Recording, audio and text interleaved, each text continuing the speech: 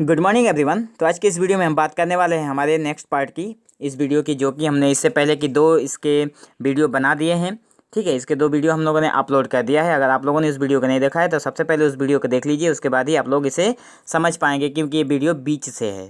ठीक है, कहानी की। और हमारी जो कहानी है वो है पंच परमेश्वर। समझू साहू ने नया बैल पाया तो लगे रगद ने। हम लोगों ने पहले देख लिया था कि चौधरी जो थे समझू साहू के पास उन्होंने अपना बैल बेच दिया था, लेकिन पैसा 1 महीने बाद देने की बात हुई थी। ठीक है, समझू साहू ने नया बैल पाया तो लगे रगद ने। वो दिन में 3-3 4-4 खेप करने लगे। मतलब वो दिन में 3 से 4 खेप वो गांव से शहर की तरफ आने जाने लगे। न चारे की फिक्र थी न पानी की, बस खेपों से काम था। वो न बैल को पानी देते थे न कुछ खाना पीना देते थे, बस अपना काम करते थे। मंडी ले गए, हाँ, वहाँ कुछ भूखा सूखा सामने डाल दिया। बेचारा जानवर अभी दम भी न ले पाया था कि फिर जोत दिया। अलगू चौधरी के घर तो चैन की बंसी बजती थी। कहाँ वो सूख चैन, कहाँ यह आठों पहर की खपत। ठीक है, अब अलगू चौधरी के घर पर जब वो बैल रहता था तो वहाँ पे उसके उसके सूख चैन थी, क्योंकि वहाँ पे उसे बहुत आराम मिलता था। लेकिन यहाँ पे तो आठों पहर की जो खपत है, हाँ, सारा दिन यहाँ पे समझू साहू उसे चला रहा है बिना खाना पीना दिए उस बैल को। महीने भर में वो पीस सा गया। एक दिन चौथी खेप में साहू ने दूना बोझा लादा। अब यहाँ पे एक दिन तीसरे के बाद जब चौथी खेप साहू ने लगाया, उसमें इतना बोझा रोज से ज़्यादा उसके 2 गुना बोझा उसके ऊपर लाद दिया। दिन भर का थका जानवर पैर न उठते थे, पर साहू को जल्दी पहुंचने की फिक्र थी। अतएव उन्होंने कई कोड़े निर्दयता से फटकारे। बैल धरती पर गिर पड़ा और ऐसा गिरा कि फिर न उठा। वो खाए पिए बिना दिन भर काम करता था, और वो जो समझू साहू था वो इतनी निर्दयता से उसके ऊपर फटकारे मार रहा था। ठीक है, वैसे में वो बैल इस तरह से धरती पर गिरा कि वो फिर ना उठा। इस घटना को हुए कई महीने बीत गए। अलगू अब अपने बैल के दाम मांगता।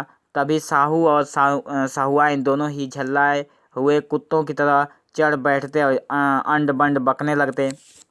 देखो, अलगू चौधरी बैल को मरे कई महीने हो गए, तो अलगू चौधरी ने अपने बैल का जब पैसा मांगा तो वहाँ पे साहू जो था, समझू साहू, और उसकी जो पत्नी थी सहुआइन, दोनों ने अलगू चौधरी के ऊपर कुत्ते बिल्लियों की तरह चढ़ बैठते और अंड बंड बकने लगते। दोनों ने परामर्श दिया कि पंचायत करा लो, जो कुछ तय हो जाए उसे स्वीकार कर लो। साहू जी राजा जी हो गए। अलगू ने भी हामी भर दी।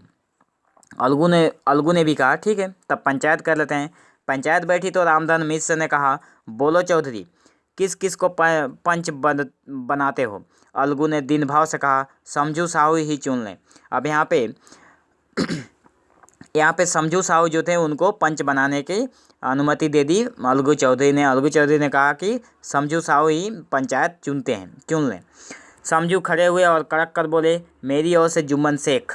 ठीक है, समझू साहू आए और कड़क कर बोले कि मेरी ओर से जुम्मन शेख है। जुम्मन का नाम सुनते ही अलगू चौधरी का कलेजा धक धक करने लगा, मानो किसी ने अचानक थप्पड़ मार दिया हो। ठीक है, किसी ने पूछा, क्यों चौधरी, तुम्हारे कोई उद्देश्य तो नहीं। अब जुम्मन के नाम सुनते ही अलगू चौधरी जो पहले फैसला सुनाए थे जुम्मन के खिलाफ, उनका जो कलेजा था वो धक धक करने लगा, मानो किसी ने अचानक थप्पड़ मार दिया हो। किसी ने पूछा, क्यों चौधरी, तुम्हारे कोई उज्र तो नहीं। चौधरी ने निराश होकर कहा, नहीं, मुझे क्या उज्र होगा। उज्र मतलब कोई शिकायत का मतलब होता है। उन्होंने कहा कि ठीक है, आपकी कोई शिकायत नहीं है। तो चौधरी ने निराश होकर कहा, नहीं, मुझे कोई शिकायत नहीं है। सरपंच का मुख्य आसन ग्रहण करते हुए शेख के मन में अपनी जिम्मेदारी का भाव पैदा हुआ। जैसे ही सरपंच के मुख्य आसन पर बैठे जुम्मन शेख, उन्हें अपनी जिम्मेदारी का भाव उनके मन में पैदा हुआ। उन्होंने सोचा, मैं इस वक्त न्याय और धर्म के सर्वोच्च आसन पर बैठा हूँ। मेरे मुंह से जो कुछ भी निकलेगा वो देववाणी की सदृश है। मुझे सत्य से जो भर भी टलना उचित नहीं। जुम्मन को इस पद का एहसास हो गया था। ठीक है, तो यहाँ पे जुम्मन जो है वो पंच बना हुआ है, और उन्होंने उस पद पर बैठते ही सोचा कि यहाँ पे ये जो आसन है ये सर्वोच्च आसन है, इस पर बैठकर मैं वो वाणी बोलूँगा, मैं जो भी बोलूँगा वो देववाणी होगी, वो देवताओं द्वारा कही हुई वाणी होगी। इसलिए मैं जो भी बोलूँगा सत्य बोलूँगा, सत्य के सिवा उस पर कुछ नहीं बोलना है। पंचों ने दोनों पक्षों से सवाल जवाब किए। अंत में जुम्मन ने फैसला सुनाया। अलगू चौधरी और समझू साहू, पंचों ने तुम्हारे मामले पर अच्छी तरह विचार किया है। ठीक है, अब यहाँ पे जुम्मन ने बहुत अच्छे से सब कुछ दोनों पक्षों की बातों को सुनने के बाद अलगू चौधरी और समझू साहू कहा कि पंचों ने तुम्हारे मामले पर अच्छी तरह विचार किया। समझू को उचित है कि बैल का पूरा अंदाज में। अब यहाँ पे समझू साहू जो है वो बोल रहा है कि मतलब जुम्मन शेख जो है वो समझू साहू को बोल रहा है कि उनको उचित है कि अलगू चौधरी को बैल का पूरा दाम दे दें। जिस समय उन्होंने बैल लिया था उस वक्त उसे कोई बीमारी न थी। अगर उसी समय दाम दे दिए जाते तो आज समझू उसे फिर लेने का आग्रह न करते। बैल की मृत्यु केवल इस कारण हुई कि उससे बड़ा कठिन परिश्रम लिया गया और उसके दाने चारे का अच्छा संबंध नहीं किया गया। सरपंच का फैसला सुनकर अलगू चौधरी फूले न समाये, उठ खड़े हुए और जोर से बोले, पंच परमेश्वर की जय। इसके साथ ही चारों ओर ध्वनि हुई, पंच परमेश्वर की जय। थोड़ी देर के बाद जुम्मन अलगू के पास आए और उनके गले लिपट गए। दोनों रोने लगे। इस पानी से दोनों के दिलों का मैल धुल गया। मित्रता की मुरझाई हुई लता पनप उठी।